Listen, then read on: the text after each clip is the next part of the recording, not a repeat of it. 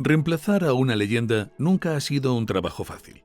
Con esta difícil tarea se tuvo que enfrentar Citroën a mediados de los años 70, cuando su icónico y querido Citroën DS ya rozaba 2 décadas en el mercado.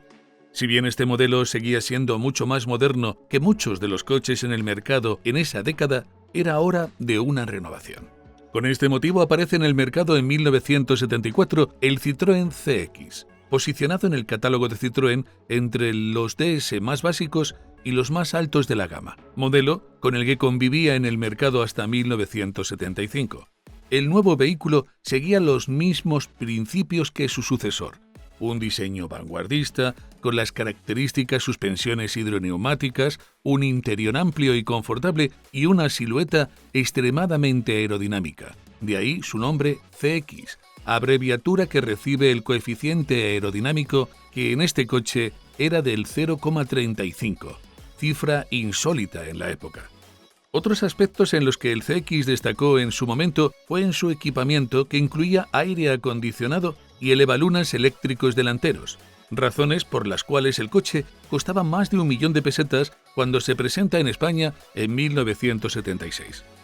Del diseño de este automóvil se encargó el diseñador Robert Oprom, que unos años antes revisó las labores estéticas en el Lian y que a principios de década firmó los simpáticos Citroën GS y los exclusivos y lujosos SM, compartiendo con estos dos últimos modelos la particular forma de gota de agua que tanto gustaba a su creador y que cautivó al público del momento.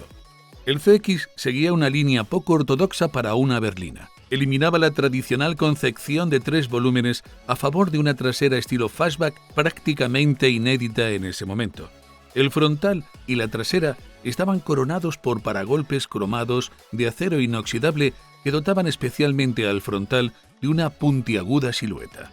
En el interior de la primera serie se continuaba con el vanguardismo presente en el exterior. Al igual que ocurría en el DS y en otros tantos productos de Citroën previos, el volante era el característico monorradio que permitía una fácil lectura del salpicadero en todo momento, volante que una vez en marcha volvía si se soltaba a una posición recta con cierta virulencia, lo que daba como resultado una peculiar conducción. El cuadro de instrumentos lo presidía un velocímetro que presentaba la velocidad al conductor e iba rotando según el ritmo al que fuese, algo que ya estaba presente en los GS, pero que a diferencia de estos venía acompañado de un cuentarevoluciones de mismo funcionamiento. Todos los elementos presentes en el interior eran de una modernidad y diseño exquisito. Desde las inusuales formas del salpicadero, donde elementos como los intermitentes, las luces o el claxon se operaban con teclas, pasando por los cómodos pero peculiares asientos provistos de reposacabezas en las plazas delanteras. Aunque el relevo generacional era muy necesario, el CX nació en una de las peores épocas para el sector del automóvil, la crisis del petróleo de 1973, motivo por el cual las ventas de este sedán, cuyas motorizaciones empezaban a partir de los 2 litros, no fueron lo que los consumidores exigían en aquel momento de desorbitados precios y racionamiento de combustible. Por esta razón, se descartaron las mecánicas de motor rotativo tipo Wankel con las que se planteaba lanzar el modelo. De hecho, Citroën llegó a fabricar muy pocas unidades del CX con estos motores, con los que ya había experimentado con los GS birrotor y los M34 unos años antes. Con la llegada de 1975 aparecen 2 nuevas versiones que ampliaban la gama del CX. El exclusivo Prestige, que alargaba la batalla del modelo para mejorar el espacio en las plazas traseras, creando una limusina destinada para ejecutivos, y la versión ranchera de 7 plazas, que continuaba con el diseño futurista de la berlina.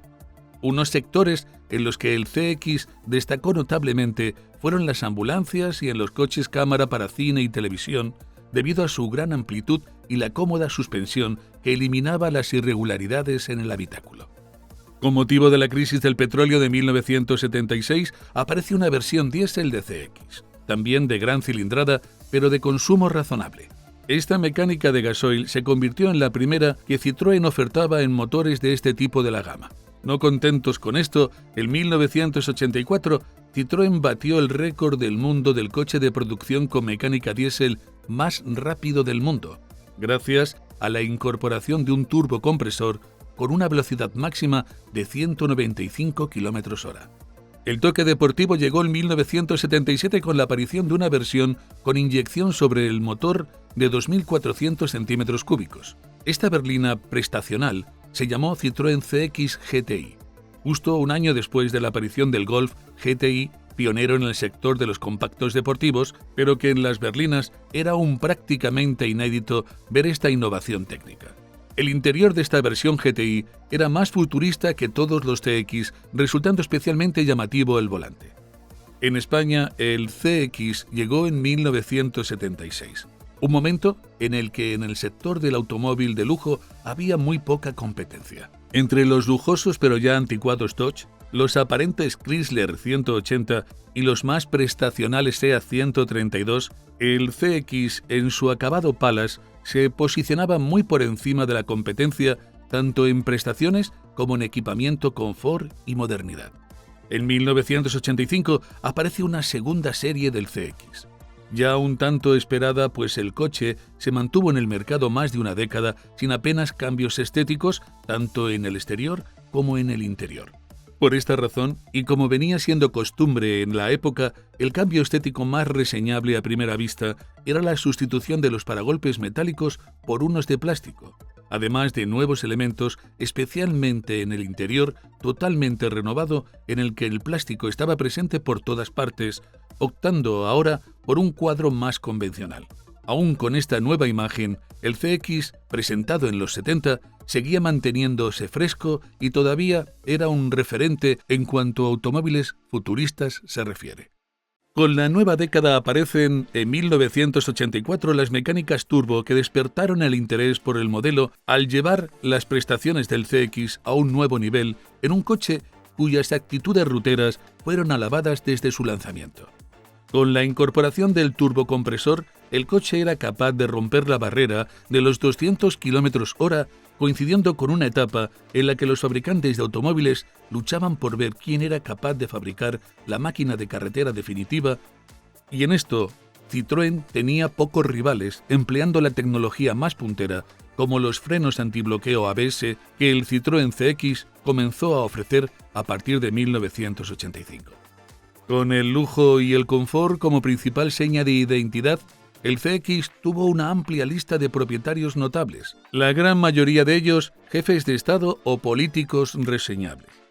El rey de España, Juan Carlos I, Manuel Fraga, cuando fue presidente de Galicia, el presidente francés Jacques Chirac, Erich Honecker, cabeza de Estado de Alemania del Este, Elena Ceausescu, esposa del líder comunista de Rumanía Nicolae Ceausescu, el dictador Augusto Pinochet de Chile, los príncipes de Mónaco, Rainier III y Grace Kelly, fueron algunas de las figuras políticas y miembros de la realeza que tuvieron un CX. El guitarrista Carlos Santana o el futbolista Johan Cruyff también optaron por este Citroën, y es conocida la afición de Cruyff por los modelos de la marca del doble chevron. Finalmente, para 1989, Citroën decide descontinuar la producción del Citroën CX en su variable berlina con un sucesor digno que pasaría a fabricarse ese mismo año, el XM, que continuaba con el espíritu de la saga de los grandes Citroën al presentar uno de los coches mejor equipados de su época, envuelto en una bella carrocería que en el caso del XM está diseñada por Bertone. Las variantes rancheras continuaron fabricándose hasta 1991, dejando una producción de 18 años casi equivalente a la de su antecesor, el DS, tanto en duración como en cifras de coches vendidos, ya que superaron el 1.000.000.